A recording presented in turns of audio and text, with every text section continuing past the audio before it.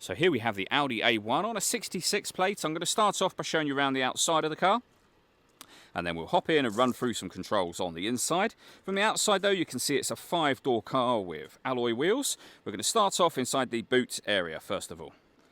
As we approach the back of the car, you can see we have reversing sensors. Plenty of boot space as well, along with that 60/40 split folding rear seat, should you wish to increase this space even further. Okay, so we're just going to work our way back around to the front of the car, and then we'll hop in and run through some controls on the inside of it from there. Just briefly before we climb in, I think it's well worth seeing the interior from this exterior point of view. There's plenty to run through on the dashboard, so let's hop in and we'll do that now. Okay, now that we're inside the car, we're going to start with the dials. On the left-hand side, first of all, we have the rev counter and coolant temperature gauge. On the right-hand side, the speedometer and fuel gauge. In the centre, you can see the total miles of the car. They're 59,677. The information displayed above that can be changed using buttons on the steering wheel for various bits of trip computer and fuel economy information.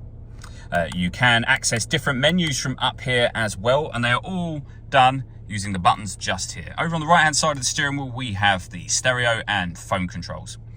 In the center, we have the screen which pops up from the central console area. And as you can see, many options on here, including being able to pair your telephone. All of the movement that you can see me making on screen at the moment is being done using essentially this dial. You can go into certain menus directly from here if you wish to, but the dial will do everything else. These 4 buttons relate to the 4 corners of the screen. So for example, twist the dial to the radio menu, push it down to enter that menu.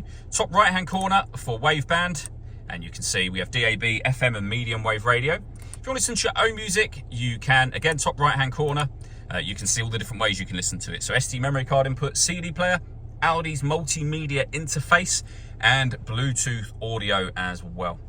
This button turns off the stop and start. This car is designed to cut out when it's stationary in traffic to save you fuel, with our hazard warning lights there as well. CD player, the 2 SD memory card inputs, main volume for your stereo, and then below that, the air conditioning. So you can adjust the temperature, fan speed, and direction the air is being distributed in. When you're happy with those settings, you can turn your air conditioning off, back on again. You can recirculate the air that's in the car. That's a great way of heating it up or cooling it down quickly depending on the temperature you've set over here. Beneath that, we have the rear heated screen. Traction control. Drive select will enable you to change the car between auto, dynamic and efficiency modes. And then finally, we have a 6-speed manual gearbox.